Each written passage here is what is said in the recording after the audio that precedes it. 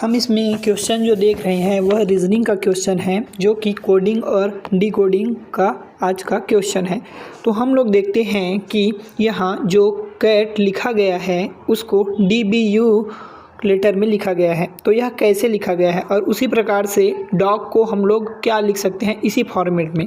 तो चलिए देखते हैं कि C के बाद क्या आता है। C के बाद आता है D, उसी प्रकार A के बाद आता है B और T के बाद आता है U। इस फॉर्मेट में यह लिखा गया है। तो उसी प्रकार से हम देखते हैं कि डॉग को किस तरह लिखा गया है। तो D के बाद जो अल्फ़ाबेट आता है वह होता है E, और O के बाद जो अल्फ़ाबेट आता है वह होता है P, और G के बाद जो अल्फ़ाबेट आता है वह होता है H। जब हम लोग इसको एक साथ लिखेंगे तो EPH ऐसे लिखा जाएगा।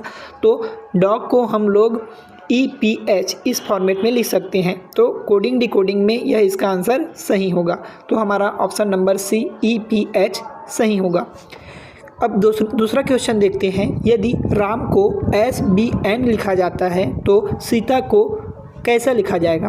ठीक है, तो चलिए देखते हैं इसमें कौन सा फॉर्मेट यूज़ हुआ है। तो R के बाद S आता है तो ये हो गया S, A के बाद B आता है तो यहाँ हो गया B, और M के बाद आता है N। तो ये भी जो फॉर्मेट है ये ऊपर की तरह सेम फॉर्मेट में लिखा गया है। तो हम लोग इसको भी बनाते हैं इजीली से। तो सीता को हम लोग किस प्रकार से लिखेंगे। तो S के बाद आता है हमारा जो अल्फ़ाबेट वह होता है T, I के बाद जो अल्फ़ाबेट आता है वह होता है J, T के बाद जो अल्फ़ाबेट आता है वह होता है U, और A के बाद जो अल्फ़ाबेट आता है वह होता है B। तो हम लोग इसको जब एक साथ लिखेंगे तो वह हो जाएगा TJUB। तो हमारा ऑप्शन नंबर C दिया गया है, वह हमारा करेक्ट आंसर